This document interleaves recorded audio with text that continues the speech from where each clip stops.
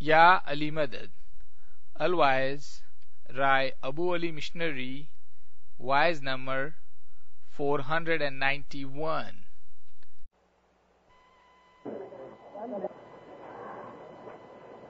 عربی زبان میں ٹرانسمائگریشن کے لیے ایک لفظ ہے حلول. حلول ادھر ہے کوئی ایسے کہ جو اردو فارسی عربی جانتے ہوں؟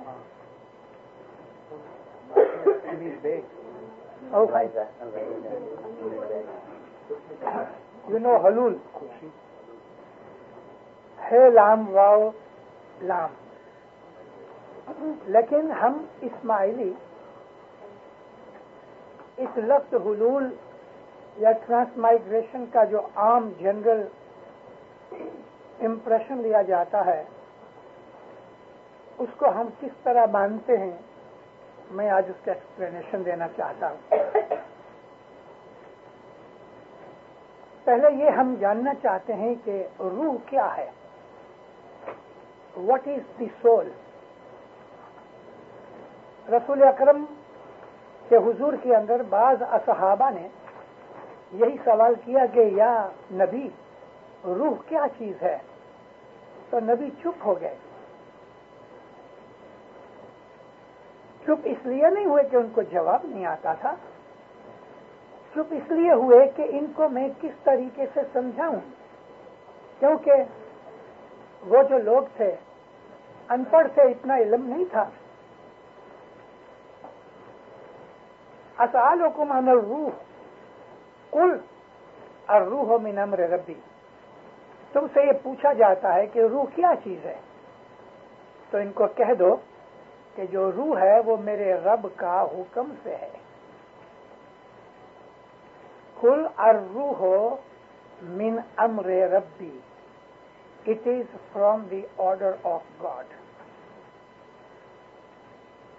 by order of God.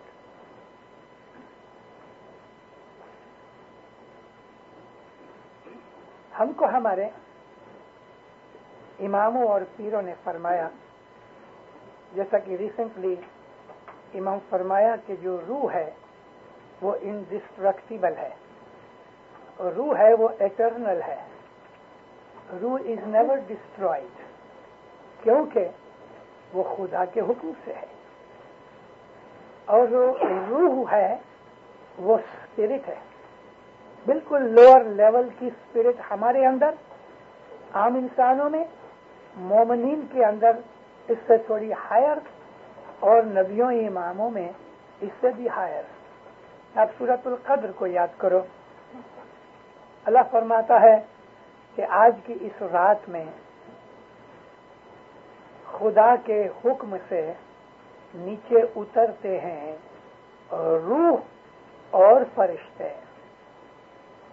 تنزل الملائکۃ والروح من امر ربی باذن ربی. خدا کے حکم سے روح ہے وہ سنگل فارم میں خدا نے اس میں فرمائی ہے، ارواح کا لفظ نہیں ہے.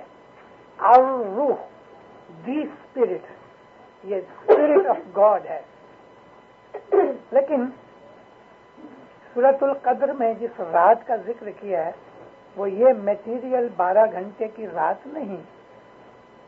کبھی آپ میری وہ چھوٹی سی بکلیٹ پڑھو کہ جو میں نے لیلۃ القدر کے اوپر لکھی ہے، اس میں میں نے یہ خلاصہ کیا ہے کہ رات کا مطلب کچھ اور ہے جو ابھی اس وقت میں دینا نہیں چاہتا.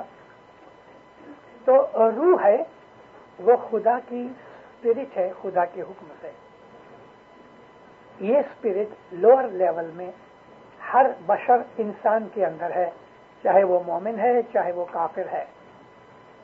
لیکن ایمان کے اندر خدا کی خود کی ذاتی روح جو ہے وہ اس میں موجود ہے، یعنی اسپرٹ. تو روح نورانی چیز ہے، روح ہے وہ نورانی چیز ہے، وہ ڈسٹروائے نہیں ہوتی.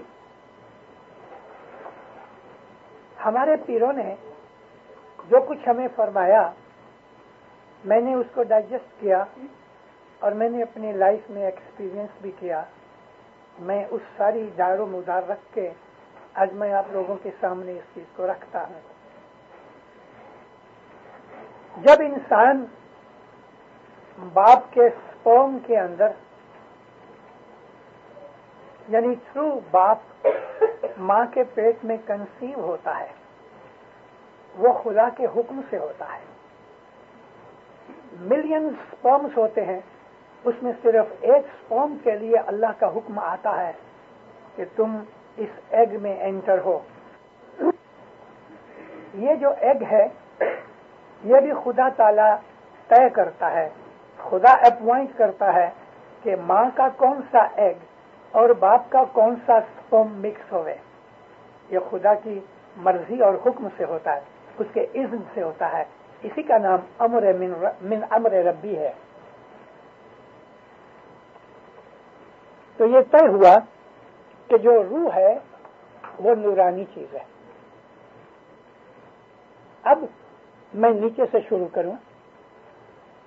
انسان کی جو ہیومن باڈی ہے، اس باڈی کے ساتھ ہی ساتھ جیسے ہی سپرم ایگ میں انٹر ہوتا ہے تو خدا تعالی حکم کر دیتا ہے پہلے سے کہ یہ سپرم جب بھی بڑا ہوگا تو اس کی آنکھیں کیسی ہوئیں، ناک کیسی ہوئے، کان کیسے ہوئیں. یعنی جو سیلز ان چیزوں کو بناتے ہیں ان کو آرڈر مل جاتا ہے کہ تمہارا کام یہ ہے. ایک بلڈنگ بنتی ہے، اس میں پلمبر بھی ہوتا ہے، الیکٹریشینس بھی ہوتے ہیں، میسن بھی ہوتے ہیں، کارپینٹرز بھی ہوتے ہیں. پھر ایک سپروائزر ہوتا ہے کہ جو سب کام کو جانتا ہے. تو ایگ جب اسٹارٹ ہوتا ہے تو خدا تعالیٰ سب کو کام ڈیفائن کرتا ہے. سرٹن سیلز ہوتے ہیں، ان کا یہی کام ہے کہ وہ ناخن بناوے، نیلز. اور جب یہ ناخن بن جاتے ہیں اس ڈیزائن کے اوپر تو وہ سیلز سٹاپ ہو جاتے ہیں. سرٹن سیلز ہیں، ان کو یہ حکم ہوتا ہے کہ کان کی شیپ اس طرح سے بناوے. کسی کے کان ایسا جدا ہے، کسی کے لمبے ہیں، کسی کے ساتھ چپکے ہوئے ہیں، مگر خدا کے حکم سے ان تمام سیلز کو یہ حکم ہوتا ہے اس طرح ناک بناؤ، اس طرح کان بناؤ، اس طرح آنکھیں بناؤ. اور یہ ماں کے پیٹ میں سیلز بڑا ہوتا جاتا ہے اس کا، یعنی جو ایگ ہے. مگر جیسے ہی یہ انٹر ہوتا ہے اس کو ایک باڈی دی جاتی ہے جو انٹرنل باڈی ہے. ہم اس باڈی کو بولتے ہیں عام طور پہ ایسٹرل باڈی. اس کو پرانے صوفی لوگوں نے روحانی بدن بھی کہا ہے. یہ روحانی بدن بہت سے ناموں سے الگ الگ جگہوں کے اوپر یوز کیا گیا ہے. ایتھرک باڈی بھی کہتے ہیں، ایسٹرل باڈی بھی کہتے ہیں، روحانی باڈی بھی کہتے ہیں. لیکن انسان کے اندر ایک روحانی باڈی ہے کہ جو موت کے وقت جدا ہوتی ہے. اور یہ باڈی جو انسان بڑھتا جاتا ہے فزیکل حالت میں، تیسے تیسے یہ باڈی بھی ساتھ بڑھتی جاتی ہے. لیکن 24-25 برس کی عمر میں لڑکا یا 18-20 برس کی عمر میں لڑکی جب پوائنٹ آف سیچوریشن پہ پہنچ جاتے ہیں تو اس کے بعد بدن ڈیولپ نہیں ہوتا، یعنی بڑھتا نہیں. پھر 10-15 سال کے بعد بدن گھٹنے لگتا ہے، جھریاں پڑتی ہیں، رنکلز پڑتی ہیں، ویک ہو جاتا ہے، بوڑھا ہو جاتا ہے. مگر یہ ایسٹرل باڈی اسی جوان حالت کے اندر ہی ہمیشہ رہتی ہے.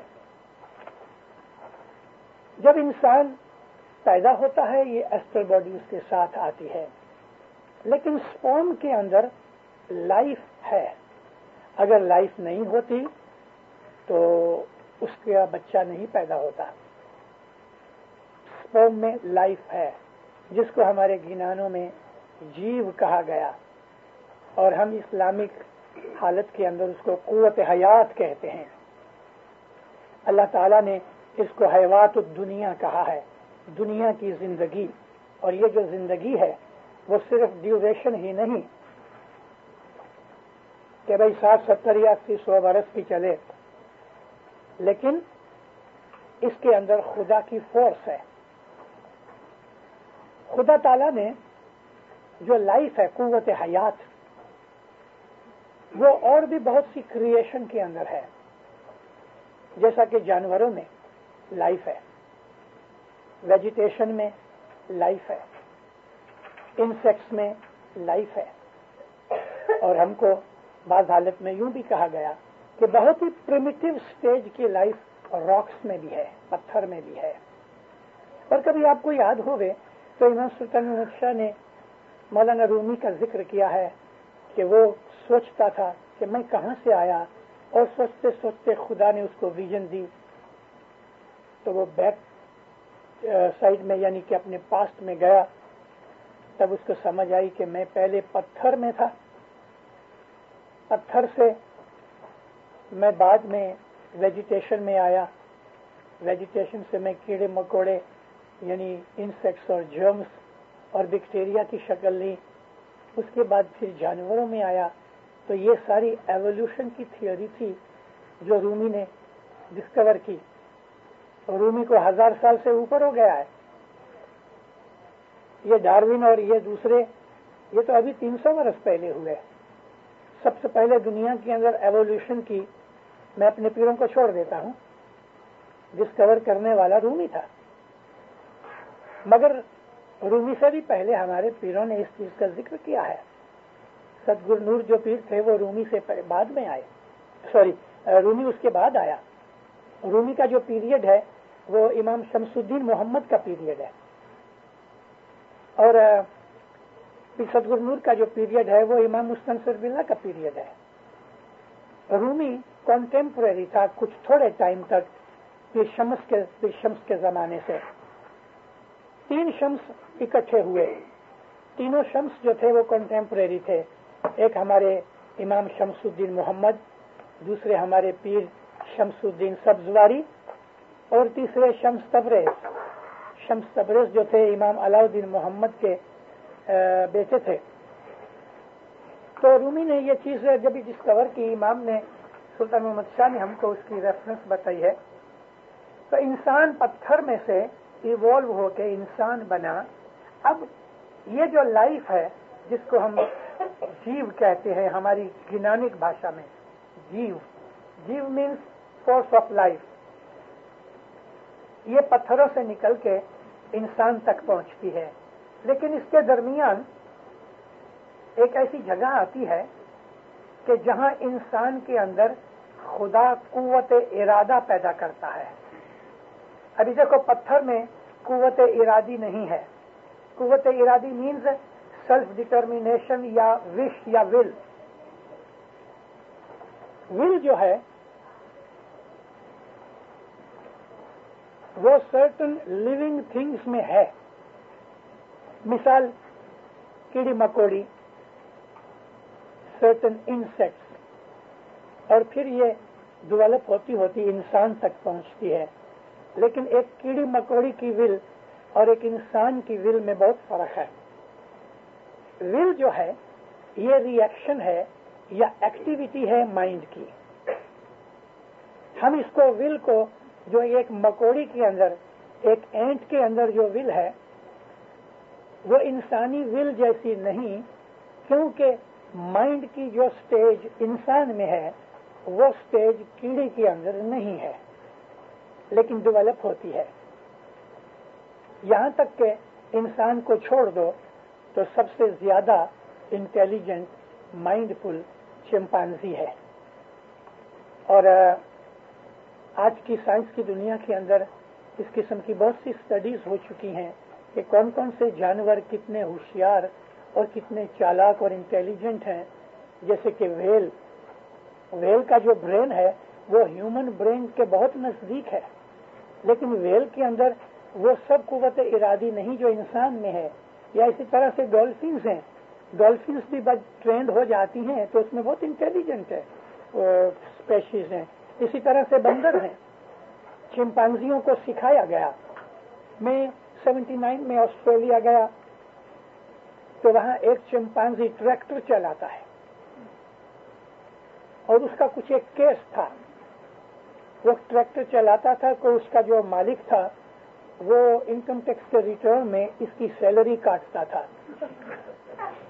$600 ऑस्ट्रेलियन डॉलर वो इसका लगाता था और उसका नाम कुछ रखा था, नाम मुझे याद नहीं, एनी नेम समझ लो, जॉन या पीटर। तो 3-4 बरस तक ये चला। ابھی اس کے باقی کے جو ڈاکومنٹس ہوتے ہیں نا لیبر کے، وہ تو کوئی آئیڈینٹیفیکیشن کارڈ وغیرہ کچھ تھا نہیں، تو اس کی انکوائری ہوئی تو انکم ٹیکس والے دیکھنے آئے، یہ کیس کورٹ میں گیا، جج آئے دیکھنے کے لیے، اور واقعی وہ چمپانزی ٹریکٹر چلاتا ہے، فارورڈ بھی لے جاتا ہے، بیکورڈ بھی لے جاتا ہے، اور اس کی جو فصل تھی ہارویسٹ کو وہ کاٹتا ہے۔ آخر ججمنٹ تو اس کی فیور میں ملی، لیکن حیرانی یہ ہوئی کہ وہ اس کا ہیلپنگ ہینڈ تھا۔ ابھی کتنا انٹیلیجنٹ جانور کہ وہ ٹریکٹر چلاتا ہے، اور اس کو کہاں تک چلانا چاہیے، کس ڈائریکشن میں جانا چاہیے، ہی نیو اٹ، اس کو ٹریننگ دی گئی تھی۔ تو میرا کہنے کا مطلب یہ تھا کہ انسان کے علاوہ لوور سٹیج کے اوپر بعض جانور ہیں، جیسے کہ بندر، گوریلا، چمپانزی وغیرہ، کہ جن کے اندر انٹیلیجنس ہے۔ اچھا، میں جیو کی بات کر رہا تھا، اور اب یہ انٹیلیجنس کی بات آئی۔ انٹیلیجنس جیو سے اونچی ہے، ہائر لیول کے اوپر ہے، اور انٹیلیجنس انسان کے برین میں جہاں کانشیس مائنڈ ہے، کانشیس مائنڈ کے اندر انٹیلیجنس رہتی ہے۔ کانشیس مائنڈ میں ایک سرٹن لابی ہے برین کی کہ جہاں انٹیلیجنس رہتی ہے۔ یہ انٹیلیجنس جو ہے that is the set of روح۔ روح ڈویلز ان انٹیلیجنس، ہم اس کو عربک میں عقل کہتے ہیں۔ اور کبھی ہمارا جو اسماعیلی لٹریچر پاسٹ کا ہے تو اس میں سے ہمیں معلوم ہوتا ہے کہ کس طرح خدا نے عقل پیدا کی، اور ہم امام کو عقل اول کہتے ہیں، یعنی سب سے پہلی جو عقل ہے وہ امام ہے، اور یہ خود خدا کی ذات پاک ہے، عقل اول، کیونکہ خدا جو ہے وہ نور ہے، اور نور میں وہ تمام ایٹریبیوٹس ہیں جو ہم قرآن شریف میں پڑھتے ہیں، ان میں ایک یہ بھی ہے العقل۔ تو عقل کا جو ڈویلنگ ہے، عقل کے رہنے کی جو جگہ ہے، وہ کانشیس مائنڈ میں ہے، اور کانشیس مائنڈ ہمارے حساب سے ہماری فور ہیڈ میں ہے، ہمارا جو فرنٹ پارٹ ہے، یہاں یہ گرے میٹر اور عقل ہے، اس کے اندر جو جگہ ہے عقل کے لیے، وہ جگہ روح کے رہنے کے لیے ہے، اور جیو ہے وہ ہارٹ میں رہتا ہے۔ پیروں نے ہم کو یہ بات سکھائی ہے، جیو ہارٹ میں رہتا ہے، اور عقل کے اندر روح رہتی ہے۔ اب میں واپس یہ جگ سو کو اکٹھا کرتا ہوں۔ ہیومن باڈی، اس کے اندر ایسٹرل باڈی، پھر اس باڈی کے اندر انسان کا جیو، اور جیو سے ہائر لیول میں باڈی کے اندر انسان کا من، the power of mind. Mind کے اندر وہ جگہ جس کو ہم عقل کے رہنے کی جگہ یا لابی آف انٹیلیجنس کہتے ہیں، وہ جگہ روح کے رہنے کے لیے ہے۔ تو انسان کی باڈی، جیو، من اور آتما، یہ چار چیزیں ہم کو گنانوں میں سکھائی گئیں۔ جیو میں اور آتما میں، یعنی لائف میں اور روح میں، سول میں بہت فرق ہے۔ مسلم رائٹرز، تھیولوجینس وغیرہ یا فلاسفر اس طرف نہیں جا سکے، صرف ایک آدمی گیا، اور وہ رومی تھا۔ رومی نے یہ چیز کہاں سے ڈیرائیو کی، ہم کو اس کی کوئی ریفرنس نہیں ملتی ہے، لیکن رومی ایک اسماعیلی کا مرید تھا، تو لازماً اس کے پاس اسماعیلی سورسز گئی ہوں گی، اور یہ ہماری اسماعیلی سورسز ہیں جو ہم نے پیروں سے سیکھی۔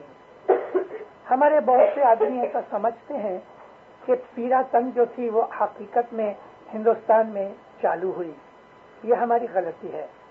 البتہ ہندوستان میں سب سے پہلے پیر، اور پیر کا جو شبد پو سے ہے وہ پرشین ہے، عربک میں پیر کا لفظ نہیں ہے، کیونکہ عربک ابجد میں الفابیٹس کے اندر پو نہیں ہے، مگر عربوں کے اس لٹریچر کے اندر جو اسماعیلیوں نے بنایا اس میں ایک چیز تھی، اور وہ تھی امام مستعودہ کی۔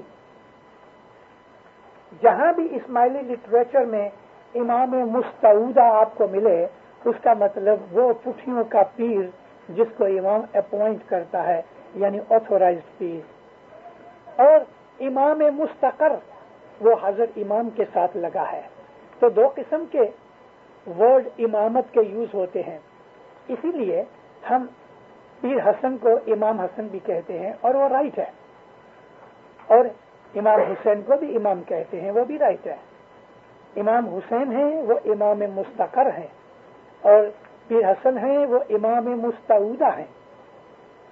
तो हिंदुस्तान के अंदर पीरों ने ये इमाम मुस्तऊदा और इमाम मुस्तकर थोड़ी कंफ्यूज न हो जावे, क्योंकि इंडियन लोग अरबिक नहीं जानते थे और पर्शियन जानते थे, तो पीरों ने इसको पर्शियनाइज्ड कर दिया। पीर को, इमाम मुस्तऊदा को पीर बनाया और इमाम मुस्तकर को हजर इमाम बनाया, और हमारे गिनानों के अंदर उसका नाम है शाह पीर। और नर और गुर, नर का जहां भी लफ्ज है वो इमाम के लिए है, खुदा के नूर के लिए है, और जो गुर का लफ्ज है वो पीर के लिए है। अभी यहाँ हमको एक चीज का खुलासा कर लेना जरूरी है कि इमाम है वो अल्लाह का नूर है, पीर है वो नबी का नूर है। नबी का नूर भी हमेशा रहता है, अगरचे नबूवत का काम खत्म हो गया, लेकिन नबूवत का नूर हमेशा मौजूद है। नबूवत का काम खत्म हुआ, मेरा मतलब ये नहीं है कि अब पीर का काम नहीं। मेरा काम ये था कि जो तंजील थी ना, खुदा की रिविलेशन थी, वो खत्म हो गई। इसके लिए अब वो चीज की जरूरत न रही कि साहिब रिसालत आके फंडामेंटल चेंजेस करे। तो पीर का जो नूर है वही नबी का नूर, इमाम का नूर है वही खुदा का नूर है। ये चीज समझने के लिए मैं ट्रांसमाइग्रेशन ऑफ सोल की जो बात कर रहा हूँ, आपको ये चीज काम आएगी। शरीर, जीव, मन और आत्मा, यह है रूह। जीव जो कुव्वत हयात है वो एक सुपर मैटर है, मैटर से ऊंची चीज है। और आप लोगों को पता है, क्योंकि आप पढ़े लिखे हो, कि मैटर जो है वो डिस्ट्रॉय नहीं होता, शेप बदलता है।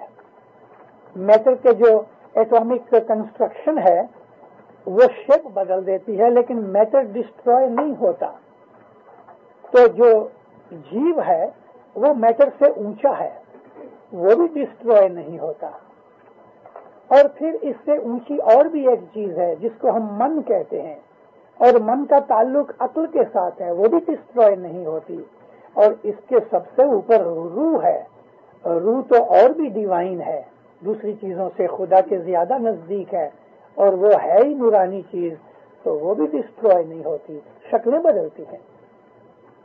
खुदा ने जब ये क्रिएशन बनाई, कुछ नहीं था, कहां से बनाई? कुरान पाक फरमाया कि अल्लाह ने इरादा किया बनाने का, तो उसने सिर्फ ये कहा हो, और वो हो गई। ये हो का जो लफ्ज है कुरान में कुन है, अल्लाह ने फरमाया कुन, यानी हो, बी, और वो हो गई, एग्जिस्टेंस में आ गई। अभी खुदा के इतना कहने से कि हो और हो गई, इसके अंदर ट्रिलियंस ऑफ ईयर्स निकल गए।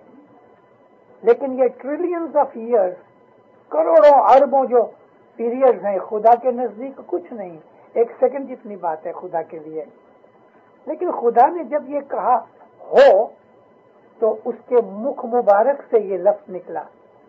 और खुदा का जो वर्ड है वो डिस्ट्रॉय नहीं हो सकता, सिर्फ ये है कि खुदा उसकी शक्ल बदल दे रहे। खुदा का लफ्ज डिस्ट्रॉय नहीं हो सकता, तो कहां जाएगा? वापस खुदा के अंदर जाएगा।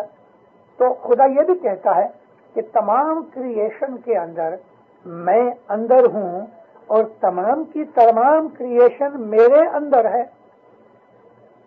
माफिहिन्ना व माबैनहुन्ना, खुदा इन सब के अंदर है, और ये सब के दरमियान, और ये तमाम की तमाम चीजें खुदा के अंदर हैं।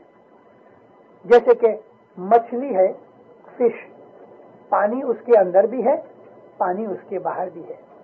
मच्छी के अंदर भी पानी है, मच्छी पानी के अंदर है, इसी तरह से तमाम क्रिएशन जो है वो खुदा के अंदर है, उसकी डिस्ट्रक्शन बाहर से नहीं हो सकती।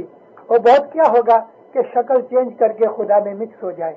इसी चीज को हम वासल बेहक का दर्जा देते हैं, इसी चीज को हम फना फी अल्लाह कहते हैं। फना फी अल्लाह, अल्लाह के अंदर वो मिक्स हो गए। दुनिया का जितना पानी है वो समुद्र से निकलता है। अगर पहाड़ों के ऊपर बर्फ है तो ये बर्फ किधर से आई? समुद्र से आई, क्योंकि सूरज की गर्मी से ये इवेपोर होके एटमॉस्फेयर में गई और एटमॉस्फेयर की ऊपर जाके जब वो कंडेंस हो गई तो बर्फ बन के नीचे उतरी। स्नो भी इसी तरह से है। स्नो जो है ये समुद्रों का पानी है और ये मेल्ट होके वापस इसके गटर में जाती हैं और ड्रेनेज में से होके वो समुद्र में चली जाती है या जमीन उसको एब्जॉर्ब कर लेती है।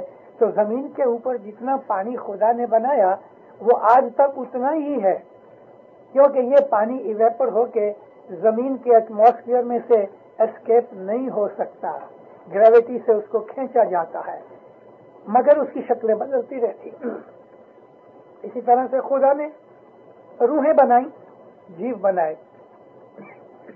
जहां जहां भी पीरों ने जीव का नाम लिया है तो उसके साथ वो रूह है ही, लेकिन जहां जीव कहा तो उसका मतलब है इंसानी, ह्यूमन फेस, हस्ती, फिजिक, यानी इंसान का बदन। जहां जहां पीरों ने जीव कहा है उसका मतलब है इंसान की जात, आत्मा उसके अंदर है। इंसान जब भी गुजर जाता है उसकी एस्ट्रल बॉडी जीव, मन और आत्मा के साथ जुदा हो जाती है और यह फ्लोट करती है। इसका हिसाब किताब होता है। थोड़े टाइम तक के लिए ये जो एस्ट्रल बॉडी है ये अपने जनाजे के साथ भी चलती है और वो सब कुछ देखता है। रसूल पाक की अहादीस में से हमको ये चीज मिलती है। नबी फरमाया मरने वाला अपने जनाजे के साथ चलता है और कभी कभी खुदा के हुक्म से ये जो एस्ट्रल बॉडी है ये वापस कब्र के अंदर अपने बदन में जाती है या अपने बदन के बाहर रहती है और उसको अजाब भी दिया जाता है। मुझे एक हदीस याद है और ये सही बुखारी में है, मुस्लिम में भी है, मिशकात में भी है। रसूल अकरम अपने कुछ असहाबों के साथ शाम के वक्त घूमने के लिए निकले। घूमते घूमते हुजूर जन्नतुल बकी के पास पहुंचे। ये वो मशहूर कब्रिस्तान है कि जिसके अंदर बड़े बड़े मुस्लिम शख्सियतें जमा हैं, यानी दफन किए हुए हैं। जन्नतुल बकी के इस्लाम से पहले भी वहाँ कब्रिस्तान था और इस्लाम के पहले बहुत से लोग उसमें दफन हैं। तो नबी करीम जब वहाँ पहुंचे तो हुजूर ठहर गए। आपका जो मुंह था थोड़ा बदल गया, जैसे नहीं किसी को कुछ पेन होता हुए। तो लोग जरा हैरान थे। हुजूर ने फरमाया मैं जो सुन रहा हूं अगर तुम सुनते तो पत्थर हो जाते। तो किसी ने पूछा या नबी हम समझे नहीं आप क्या फरमाया। फरमाया कि देखो इन कब्रों के अंदर से बहुत से जीव ऐसे हैं जिनको सजा मिल रही है, अजाब हो रहा है और उनकी पुकार होती है जो मैं सुन रहा हूं, अगर तुम सुनो तो पत्थर हो जाओ। तो मतलब यह है कि कब्र के अंदर अजाब भी दिया जा सकता है, लेकिन वो खुदा के हुक्म से किसी को अजाब देता है, किसी को नहीं देता। उसके अमाल के ऊपर ये दारोमदार रखता है। हर आदमी जो कब्र के अंदर दफन होता है हर एक को बिला एक्सेप्शन अजाब नहीं होता। तो ये जो एस्ट्रल बॉडीज हैं ये कभी कभी वापस कब्र में भी जाती हैं। मुर्दे बदन के अंदर मिक्स नहीं हो जाती लेकिन बाहर रहती है और अजाब जो है तो इस एस्ट्रल बॉडी को होता है, उस फिजिकल बॉडी को नहीं कि जो मिट्टी हो गई, क्योंकि वो तो मिट गई, मैटर के अंदर मिक्सअप हो गई, डिस्ट्रॉय हो गई अपनी शक्ल से, मगर मैटर रह गया। अब ये जो जीव है इस एस्ट्रल बॉडी के अंदर दुख तकलीफ उठाता है। और दुख की फीलिंग इंसान के मन में होती है, और मन के अंदर जो रूह रहती है वो छुप जाती है, यानी जाहिर नहीं होती। अजाब है वो जीव को होता है थ्रू मन, क्योंकि मन है वो फीलिंग का सेंटर है। तो वो आदमी जो पास हो जाते हैं, जो नेक हैं, आबिद हैं, जब वो गुजर जाते हैं उनको अजाब नहीं होता, उनको खुदा ताला ऐसी अच्छी स्टेट में होती है। और मन के अंदर जो रूह रहती है वो छुप जाती है, यानी जाहिर नहीं होती। अजाब है वो जीव को होता है थ्रू मन, क्योंकि मन है वो फीलिंग का सेंटर है। तो वो आदमी जो पास हो जाते हैं, जो नेक हैं, आबिद हैं, जब वो गुजर जाते हैं उनको अजाब नहीं होता, उनको खुदा ताला ऐसी अच्छी स्टेट में रखता है कि वो लोग हैप्पी होते हैं, उनकी अच्छी फीलिंग्स होती हैं। ये स्टेट ऑफ बहिश्त और जन्नत है।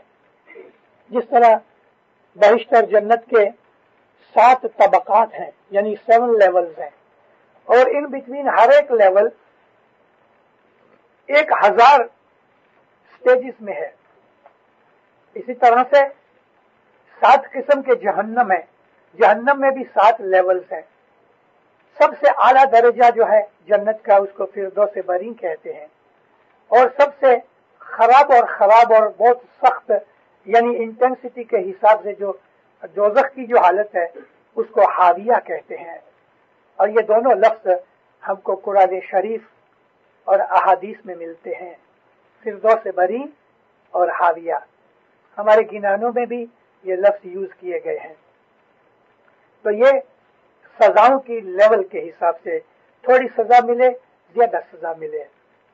तो अब ये जन्नत और दोज़ख के बाद मैं ये आपको समझाना चाहता हूँ कि एक अच्छा नेक इंसान जब गुजर जाता है तो वो आलम अरवाह में रहता है। ये जो आलम अरवाह है, देखो आलम नासूत में हम हैं, नासूत के बाद आलम मलकूत है। ये जो आलम मलकूत है जिसको वर्ल्ड ऑफ स्पिरिट्स कहा गया, रूहानियां इधर रहती हैं। आलम मलकूत बहुत बड़ा है, हजारों स्टेजेस हैं उसकी। ऑर्डिनरी आदमी लोअर स्टेज में रहते हैं, इबादत करते हैं, खुदा की मुआफी चाहते हैं, इस्तग़फ़ार करते हैं, और ये रूहें रूहानी दर्जात पाती रहती हैं। जीव, मन, आत्मा इस एस्ट्रल बॉडी में साथ हैं। अब जैसे जैसे ये इनकी मंजिलें ऊपर चढ़ी जाती हैं, यानी जैसे जैसे इनको प्रमोशन मिलती है, तैसे तैसे इनकी कंडीशन बदलती रहती है, और वो जो एस्ट्रल बॉडी है वो आहिस्ता आहिस्ता ज्यादा सुपरफाइन हो जाती है और नूरानी बन जाती है, और ये रूहें जो लोअर लेवल की होती हैं फरिश्ते बन जाते हैं। तो ट्रांसमाइग्रेशन के हिसाब से जो रूह तो डिवाइन चीज है, लेकिन दर्जात किसको मिलते हैं? जीव और मन को। अभी तक रूह इनके साथ मिक्सअप नहीं हुई, और फिर जब ये फरिश्ते बन जाते हैं तो इनकी हालत में फर्क ये होता है कि इनकी जो रूह होती है और जीव होता है वो एक हो जाते हैं। ऐसा यूं कह लो कि जीव, मन और आत्मा ये तीनों एक हो जाते हैं, लेकिन एस्ट्रल बॉडी ट्रांसफॉर्म होकर नूरानी बॉडी हो गई। ये फरिश्ते हैं जिनको खुदा ने फरमाया मैंने नूर में से पैदा किया है। और ये फरिश्तों के अंदर भी हजारों दर्जात हैं। जो जो ये प्रोग्रेस करते जाते हैं जिब्रील अमीन के दर्जे तक पहुंचते हैं, और फिर इन फरिश्तों में से बहुत दफा खुदा दुनिया के अंदर नबी बना के भेजता है, और ये चीज कुरान पाक के अंदर मौजूद है। ये लोग दुनिया में आते हैं, यानी रीबॉर्न होते हैं एज ह्यूमन बीइंग अगेन। ये इनका जीव, आत्मा, मन इनके साथ ही रहता है। अभी अभी मुझको कोई कह रहा था कि साइंटिस्ट इस बात के ऊपर एग्री हो गए हैं कि इंसान के माइंड के अंदर उसकी पास्ट लाइफ का सारा कंप्लीट रिकॉर्ड है।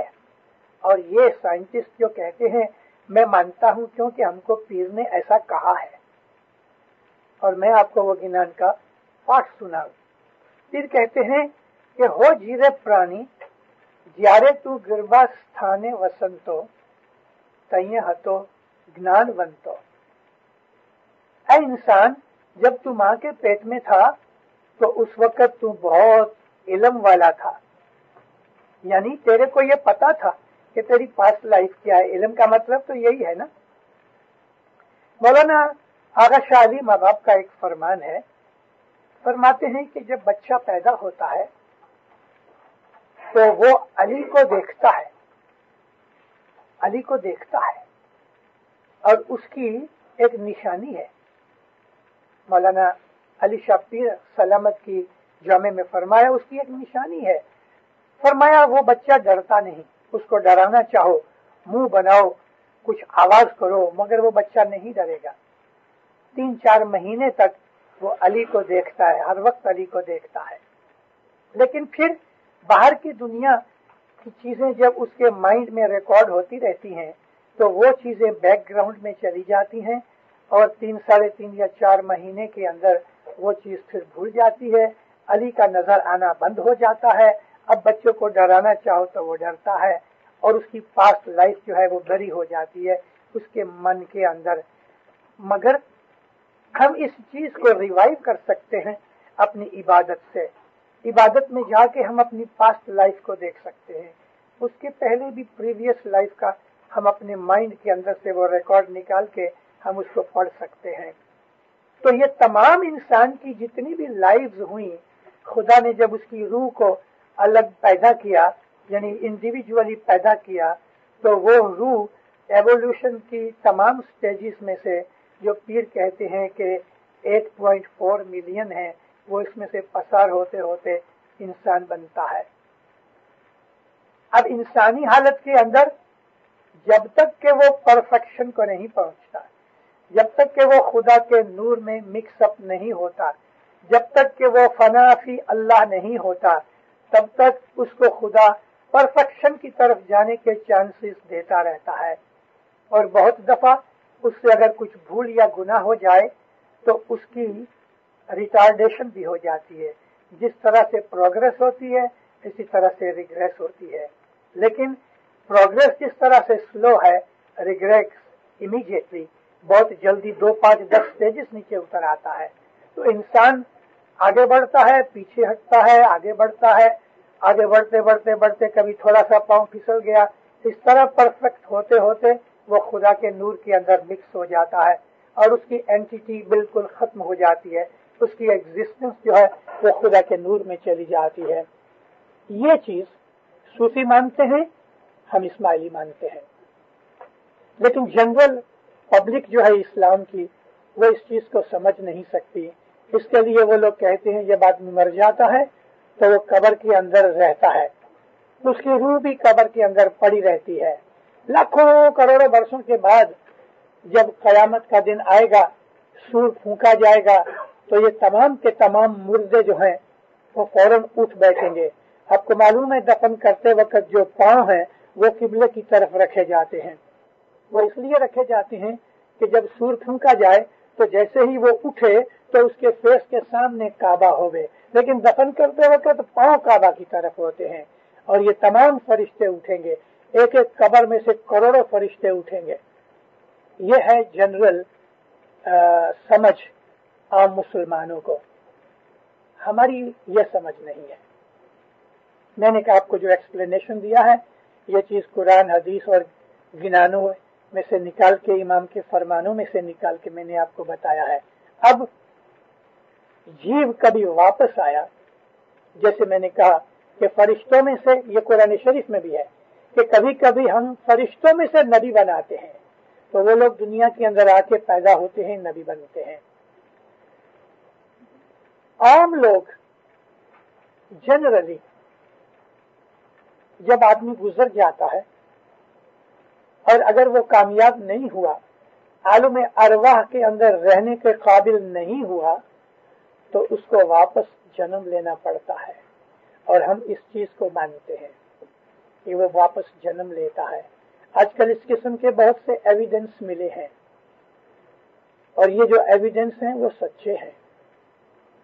मैं रसूल अकरम की एक दुआ, एक विश का जिक्र करना चाहता हूँ कि जो हमारे गिनानों के अंदर है, और मैंने जब पहली दफा पढ़ा तो मुझे बड़ी खुशी हुई। रसूलुल्लाह फरमाते हैं,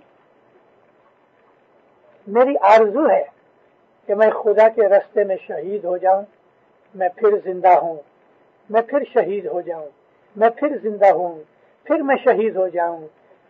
तो अब नबी करीम ने ये आरज़ू क्यों की? ये तो ह्यूमन आरज़ू है, ये तो हिंदुआना आरज़ू है आम लोगों की नजर में कि हिंदू लोग ऐसा चाहते हैं। तो क्या रसूल अकरम ने हिंदू फिलॉसफी सीखी थी? नहीं दीनदारों, नबी करीम ने हिंदू फिलॉसफी नहीं सीखी, लेकिन ये हकीकत है कि इंसान दुनिया के अंदर आता है, पैदा होता है। हजरत इमाम सुल्तान मोहम्मद शाह का एक वाकया मैं कभी कभी अपनी वाजों में जिक्र कर चुका हूँ। आप में से कभी किसी को चांस मिले तो बॉम्बे जाके आप पूछ भी सकते हो। इंडिया में हजरत इमाम का जो स्टेट मैनेजर है उसका नाम है अकबर रहमतुल्लाह। अकबर के बाप का नाम है सुलेमान, सुलेमान के बाप का नाम जाफर, जाफर के बाप का नाम रहमतुल्लाह। मैं सुलेमान भाई का बहुत दोस्त हूँ, मेरी उसके साथ कॉरेस्पॉन्डेंस भी है, और जब मैं बॉम्बे रहता था तो हम अमूमन मिला करते थे, और हर बरस 10, 15, 20 दिन के लिए हम मैथेरान चले जाते थे, जो एक समर रिजोर्ट है, और वहाँ 10, 15 दिन 3 वीक हम गुजारा करते थे। 1945 जनवरी या फरवरी बिगिनिंग थी, तो सुलेमान के घर में एक लड़का पैदा हुआ, यानी ये हजरत इमाम का जो स्टेट मैनेजर अकबर है, अकबर का भाई पैदा हुआ। अक्टूबर के अंदर इमाम की पधरामनी हुई, इसने मेहमानी रखी। उस वक्त जो एतमादी सुलेमान थे वो Ismailia Bombay council, provincial council के मेंबर थे, और हाई कोर्ट के अंदर वो प्रोथोनोटरी थे।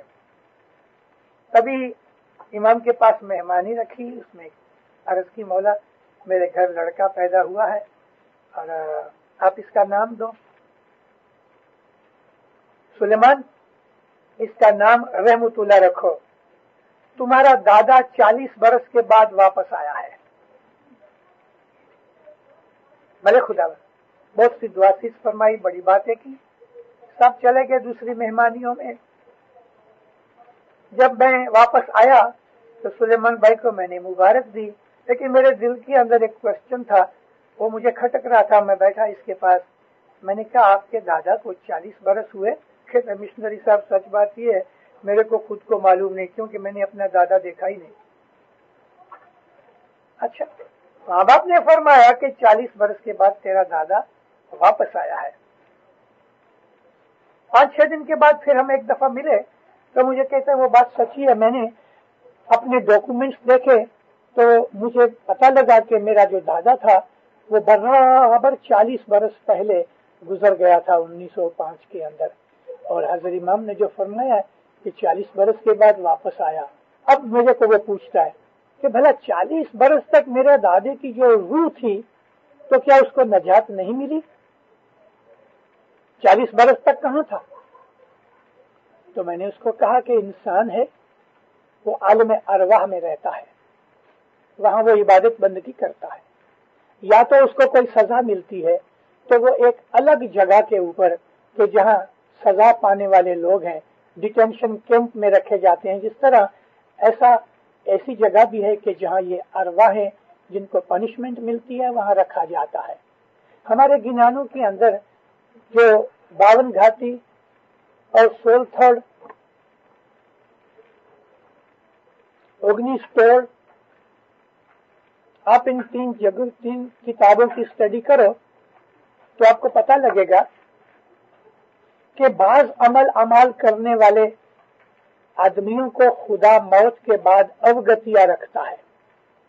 अवगतिया का मतलब कि जिनको डिटेन किया जाता है और सर्टन पीरियड तक उनको खुदा नजात नहीं देता। इनको हम अपनी जबान में अवगतिया कहते हैं। तो ये लोग उधर डिटेंशन में रहते हैं। फिर कहते हैं कि जो सुसाइड करते हैं उनको 5000 बरस तक ये डिटेंशन में रहना पड़ता है। इस्लाम ने सुसाइड को मना किया है और रसूल अकरम फरमाया कि जो सुसाइड करे उसकी जनाजा की नमाज मत पढ़ो, उसके ऊपर फातिहा पढ़ने की भी इजाजत नहीं, और उसको मुसलमानों के कब्रिस्तान में भी दफन मत करो क्योंकि उसके ऊपर आग बरस रही है। मुसलमानों में अगर कोई आदमी सुसाइड करे तो उसकी मैयत पे फातिहा, गुस्ल, जनाजा की नमाज, ये तमाम जितनी भी क्रियाक्रम है वो नहीं होती। तो ये आलम अरवाह के अंदर ऐसे जीवों को डिटेन किया जाता है।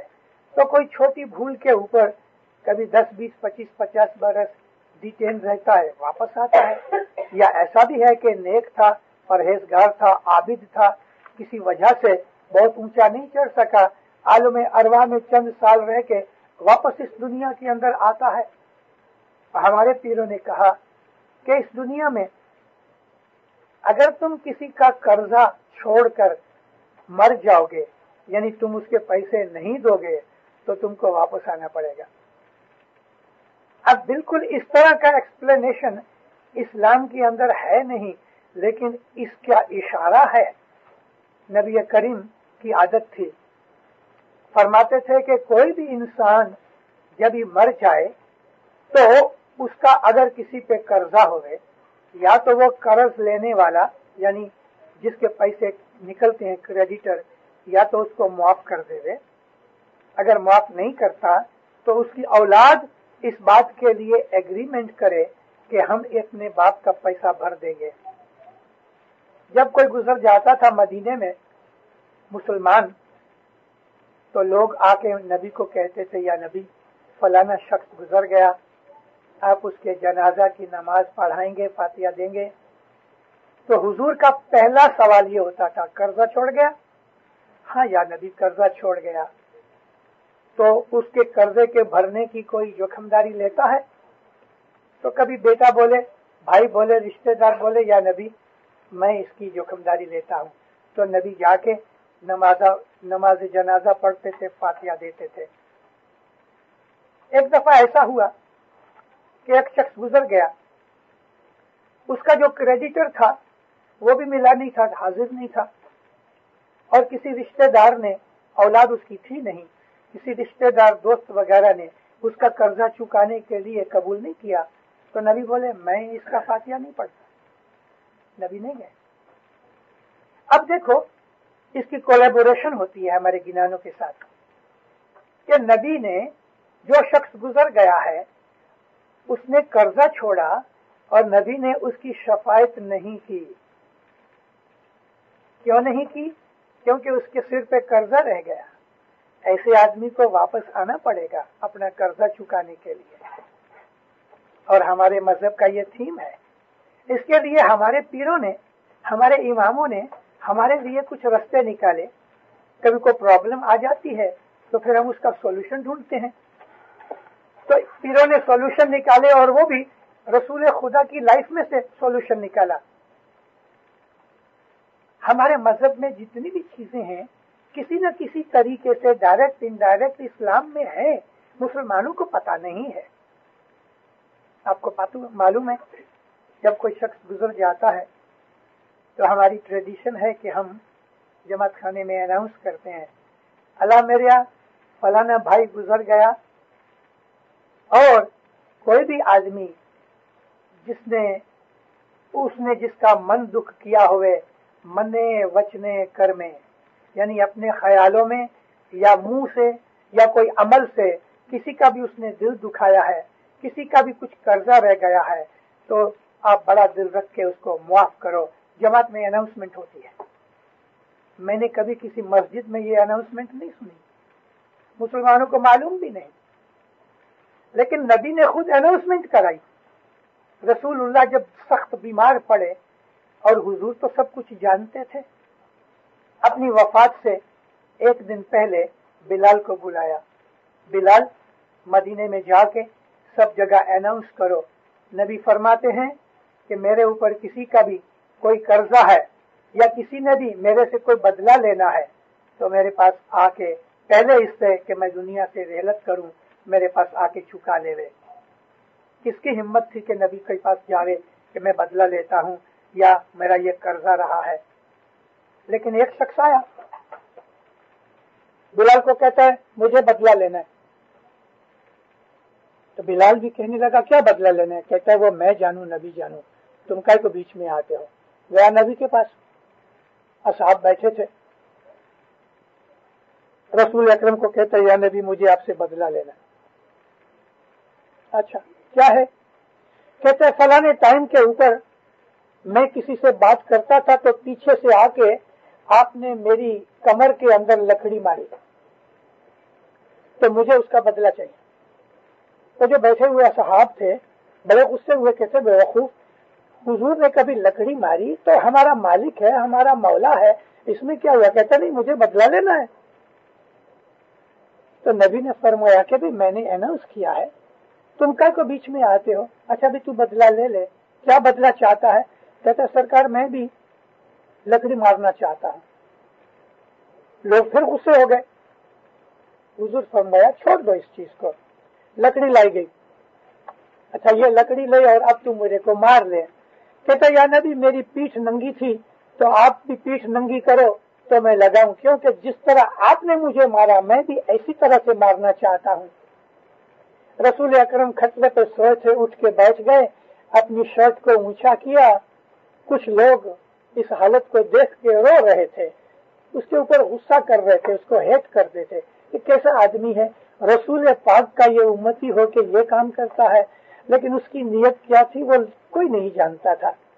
जैसे ही नबी करीम ने अपना पैराहन ऊंचा किया, पीठ नंगी हुई, इस आदमी ने लकड़ी फेंक दी और ये राइट कंधे गर्दन के नीचे जो मोहर नबुवत थी उसको चूमा, आंखों से लगाया और जल्दी से कमीज नीचे करके हाथ बांध के खड़ा हो गया। कहता या नबी मैंने ये बहाना बनाया था, लेकिन मैंने आपको ये बात इसलिए सुनाई कि नबी ने अपने लिए अनाउंसमेंट कराई थी कि मेरे ऊपर किसी का बदला कर्जा है तो ले लो। ये अनाउंसमेंट हम कराते हैं, इसलिए कराते हैं कि कभी किसी आदमी ने ये कह दिया कि मौला उसको मुआफ करे, मैंने भी मुआफ किया, तो उस आदमी का जो अकाउंट है उसका हिसाब किताब इजी हो जाता है, नजात के लिए उसको तकलीफ कम हो जाती है, दूसरों के गुनाहों की वजह से नहीं पकड़ा जाता और उसको वापस जन्म लेने की जरूरत नहीं पड़ती, क्योंकि किसी का कर्जा नहीं रहा है। और जब तक कर्जा रहता है तब तक उसको दुनिया में आना चाहिए। तो इस तरह ये हमारी नजात के सामान होते हैं। मगर दुनिया के अंदर बहुत से जीव आते हैं, रिपीट होके भी आते हैं। बहुत से अपने अमाल और गुनाहों की वजह से आते हैं और बहुत से ऐसे हैं कि जिनको खुदा ताला भेजता है, वो बख्शे हुए हैं, नजात पाए हुए हैं, आलम अरवा और मलकूत में हैं, फरिश्तों के अंदर हैं, लेकिन कभी कभी खुदा उनको असाइनमेंट देके, एक पर्टिकुलर स्पेशल काम देके उसको दुनिया में भेजता है। जैसे कि नबी दुनिया के अंदर आते हैं। मौलाना अली शाह बाप ने वजीर रहे इस्माइल के लिए फरमाया कि 1000 बरस के बाद ऐसी रूहानी दुनिया में आती है, 1000 बरस के बाद। तो मतलब कहने का यह है कि दुनिया के अंदर बाज दफा दुनिया में खुदा ताला के कहने से या अपने आमाल की वजह से हमें दोबारा जन्म लेना पड़ता है। ये हक और सच बात है। अब ये एक और बात मैं कहना चाहता हूं कि जो रूह है वो इस बदन में से निकल के किसी और बदन में जा सकती है? नहीं जा सकती। देखो आजकल कुछ किताबें निकल रही हैं अमेरिका में, और ये किताबें एक्चुअली हिंदुस्तान के जो स्वामी और ऐसे ऋषि वगैरह आते हैं उन लोगों की प्रोपेगेशन का ये हिसाब है। और फिर कुछ ऐसे अमेरिका और कनाडा के अंदर औरतों में ज्यादा, लेकिन ऐसे लोग हैं कि जो योगा की और रूहानी स्टडी करते हैं। अब उन्होंने एक नई थ्योरी निकाली, उसको कहते हैं वॉक इन। वॉक इन, यानी इंसान अपनी रूह को दूसरे के बदन में डाल देवे, वो नहीं हो सकता, वो नहीं हो सकता। खुदा ताला ऐसा नहीं करता। खुदा करना चाहे तो सब कुछ कर सकता है, लेकिन खुदा ने जो लॉस बनाए हैं उसके लिए नहीं होता। अब वॉक इन है क्या पता है? माइंड। मैं अपने माइंड से दूसरे माइंड को इन्फ्लुएंस करके मैं जो चाहता हूं उसके माइंड से करा दूं, इसको वॉकिंग कहते हैं। लेकिन सोल ट्रांसफर नहीं होती जीते जी।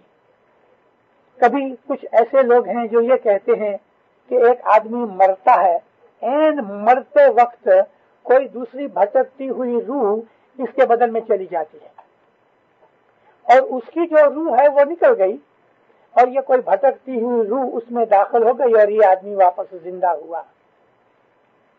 हमारा इस्माइली मजहब या इस्लाम इस चीज को भी नहीं मानता, क्योंकि हर चीज जो है वो खुदा कंट्रोल करता है। कभी एक बदन जो एक रूह को खुदा ने दिया है, दूसरी रूह को वही बदन खुदा नहीं देता। उसके लिए हजारों तरीके हैं, इन चीजों को हम नहीं मानते। तो ये जो हुलूल का जो लफ्ज था वो यही था कि किसी भटकती हुई रूह को एक बदन में आ जाए। एक बात जरूर है, और वो हम मानते हैं कि एक इंसान है, उसको कोई जिन पकड़ ले, कोई बद रूह जिसको हम इविल स्पिरिट कहते हैं, और इविल स्पिरिट्स दुनिया में हैं, और कुरान शरीफ में उस चीज का जवाब है। तो ये बद रूह, इविल स्पिरिट जो है, वो पहले दुनिया में इंसान थी, उसने बद काम किए तो खुदा उसको सजा दे रहा है। ये अवगतिया जीव फिर रहा है। ये बद रूहें, इविल स्पिरिट्स जो है, लोगों को दुनिया में कभी कभी हैरान करती हैं।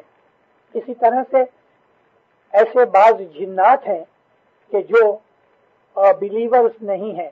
इंसानों में बिलीवर्स नॉन बिलीवर्स हैं, तो जिन्नात के अंदर भी बिलीवर्स और नॉन बिलीवर्स हैं। मौलाना अली ने 1.25 लाख जिन्नात को कत्ल किया, 1.25 लाख जिन्नात को।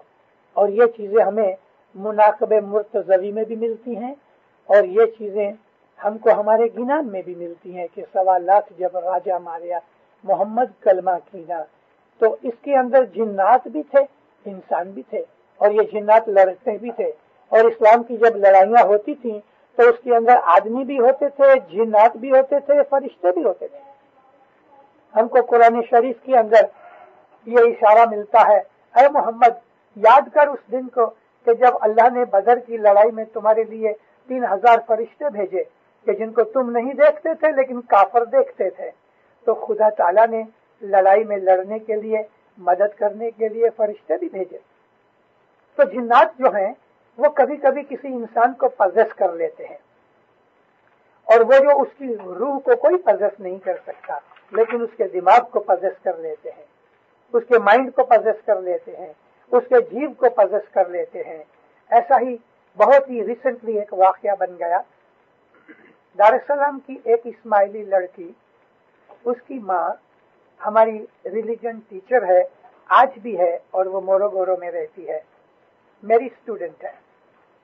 इसकी लड़की 21 बरस की, मोरोगोरो में उसने शादी की। जिस घर में शादी की वो लोग बहुत पक्के इस्माइली मजहब के ऊपर ईमान रखने वाले नहीं, अब तो हो गए हैं। लड़की, उनके घर के पीछे बहुत बड़ा यानी गार्डन है, बहुत से दरख्त हैं, बहुत बड़ी जगह है। तो किसी एक शाम को ये लड़की, जिसका मैं जिक्र करता हूँ, नाम नहीं देता, उधर जाके इसने अपने बच्चे का गूं फेंका किसी दरख्त के नीचे। इस लड़की का बच्चा इसका गूं फेंका। फौरन इस लड़की को उस दरख्त के अंदर एक जिन रहता था, उसने इसको पकड़ लिया, पजेस कर लिया। इसकी शक्ल बदल गई, आंखें बदल गई।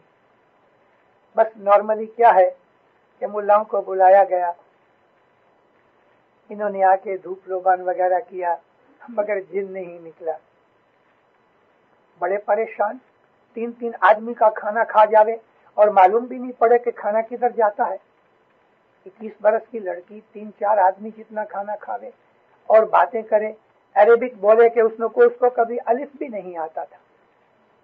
तो होते होते ये दारुस्सलाम में भी लेके आए। इस लड़की को इसकी माँ मेरे पास भी लेके आई।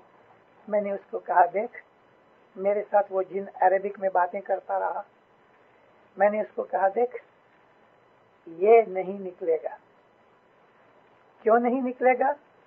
क्योंकि ये कहता है, यानी जिन कहता है, थोड़े वक्त में आले रसूल इधर आते हैं दारुस्सलाम में, मैं उनका दीदार करूंगा फिर जाऊंगा। तो तुम आराम से बैठे रहो, 1 महीने के बाद हाजर इमाम आने वाले हैं, तो तुम हाजर इमाम के पास इसको ले जाना। उसके घर वाले जो थे, लड़की के रिश्तेदार यानी हस्बैंड और सास ससुर, वो बोड़ो के आमिल के पास ले गए। तो बोड़ो के आमिल के ऊपर वो जिन ने बड़ा गुस्सा किया। वो कहते सारी